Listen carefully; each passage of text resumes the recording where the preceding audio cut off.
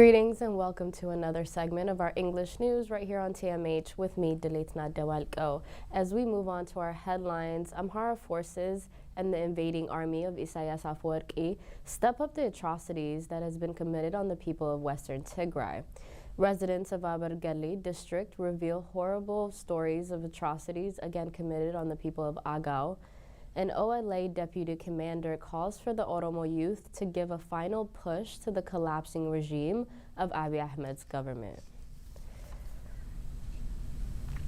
Central Command of the Tigray Armed Forces says Abiy Ahmed's clique is trying to turn Debre Birhan and other towns into battle hotspots.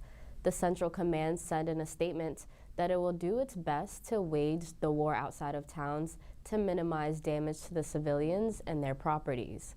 It also called on administrators of districts, sub-districts, municipalities in Amhara and Afar regions to stay put in their areas, safeguard their people rather than scramble after the collapsing regime. It also called for residents of Debre Birhan and other towns to vigilantly safeguard their safety as well as their property.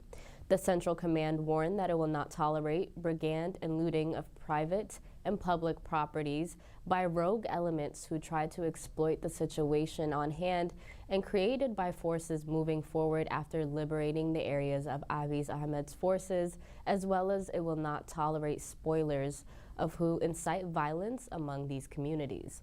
In a related development, Tigray Armed Forces have repulsed attacks by over 20,000 militias mobilized by the Gojam and South Gondar with the intentions of taking Waghimra, Sikota, and Lalibela, causing them to scatter in all different directions. 1,500 of the Amhara militias were killed, over 1,100 were wounded, and 61 captured in this encounter. Tigray Armed Forces have continued with their advance after taking control of Shinbir, Kauzeba, Bunga, and Kobe areas. Amhara forces and the invading army of Isaias Afwerki have stepped up the atrocities on the people of Western Tigray.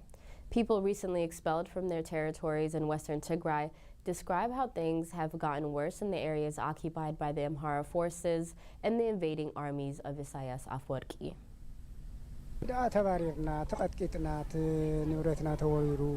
We have been evicted from our land after having gone through beatings, mistreatments, and looting. We were not allowed to bring along our money and property. We left everything behind. A lot of the atrocities were committed on the people, especially on the young men and women. There were severe beatings and other mistreatments. They looted all our gold and other properties. As they evicted us from our homes, they were canning us.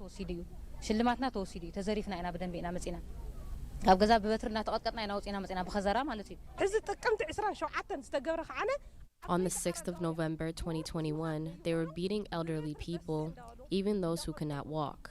They were beating on those with disabilities, with batons, and they even beat people with iron rods and butts of rifles.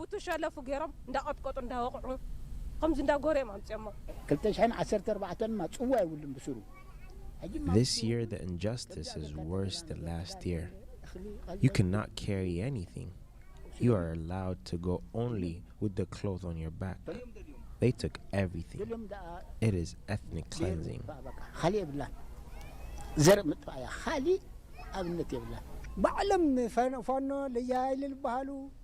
The Fano paramilitary, the Amhara special forces and militias, all of them.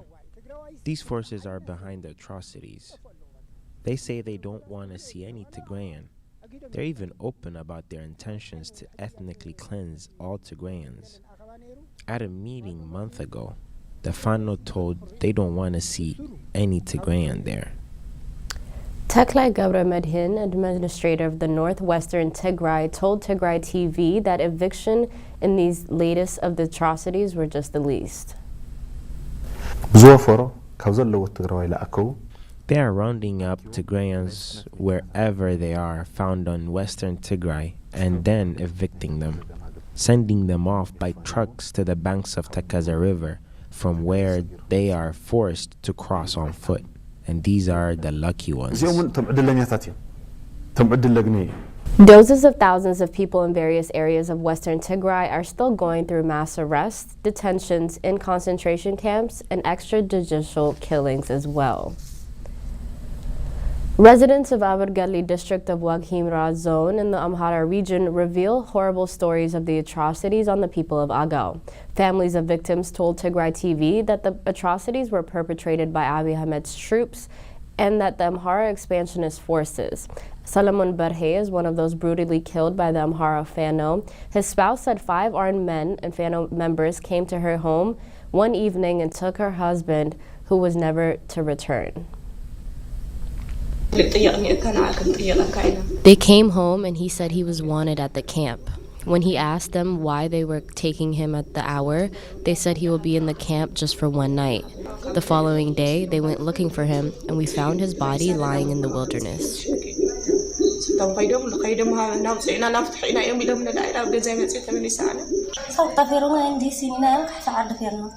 We were at first delighted when we went to Sakota, but on his return, the Amhara forces took him, killed him in the wilderness. They even refused to give the body to the family for proper burial. Walda Hauria Bakhur is another victim of executions by the Amhara region. A retired civilian in Addis Ababa, he fell victim to the excess of the Amhara Fano when he returned home to Abergali to visit his family. They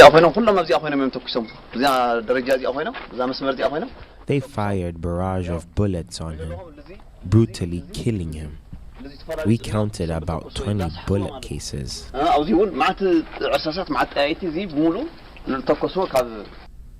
The residents also accounted for other cases of rape, torture, and killings on the Agao people by these Amhara forces. A state-affiliated media says Ethiopia's Prime Minister Abiy Ahmed has gone into the battlefront. Deputy Prime Minister Damaqa Mokonnon Hassan will take charge of the routine government business in Abiy's absence, Fana news outlets said on Wednesday. State media have shown no images of Abiy on the battlefront, nor have they disclosed his current location. Member of the Tigray Armed Forces Central Command, Getachew Reda, wrote on his Twitter account, despite Abiy's public declaration to lead forces into the battlefield, he said that our forces have no clue in which front he's in charge of now. Missing in action? Getachew asked on his Twitter account. Deputy Commissioner of the Oromo Liberation Army, Northern Command Jal Ali Said, has called on the Oromo youth to join the struggle along with OLA and the Tigray Armed Forces. The deputy commander said Abiy Ahmed's regime is on the brink of collapse and that the Oromo and their people should join hands to give the final push to remove this regime. Said added the youth should block all roads leading to Addis Ababa so that the proponents of the collapsing regime are brought to justice, as he described the atrocities committed by Abiy's regime. Al Jazeera says it has obtained satellite images showing UAE's provision of military support to Abiy Ahmed's army. Al Jazeera's investigation revealed that the UAE hired 2 private European companies to run military flights to Ethiopia. Samuel Getachew, a journalist in Addis Ababa, says UAE and Turkey have been particularly prominent in supporting Abiy Ahmed's war. Here's what he had to say. UAE has been supporting some of the reforms of this prime minister from the get-go. They provided funds when Ethiopia was running out of forex, for instance, and this is no surprise. But Ethiopia is obviously receiving support from the so-called friendly nations, including Turkey, that have provided military assistance to the country. This came about after the prime minister visited Turkey, which is one of the biggest foreign investors in the country, and signed a military agreement with the president of Turkey, and this is no surprise. Al Jazeera said the images also showed drones at an Ethiopian airport in the capital of Addis Ababa. Ethiopia expels 4 Irish diplomats as the conflict in the country has escalated. And Ethiopia has expelled 4 of 6 Irish diplomats from the country because of Ireland's stance on the conflict in the country. And Irish Foreign Minister Simon Kavanagh said on Wednesday that he deeply regrets this decision by the government of Ethiopia. As in a statement also said, our engagements internationally in Ethiopia including at the Security Council, has been consistent with the positions and the statements made by the European Union. Kovene added that the Minister for Foreign Affairs has said that the around 80 Irish citizens in Ethiopia have been advised it would be prudent to leave the country due to an escalation in the political situation in the conflict-ridden country. In related news, Britain on Wednesday also called on all its nationals to leave Ethiopia immediately due to the intensification of the conflict in the Eastern African country of Ethiopia.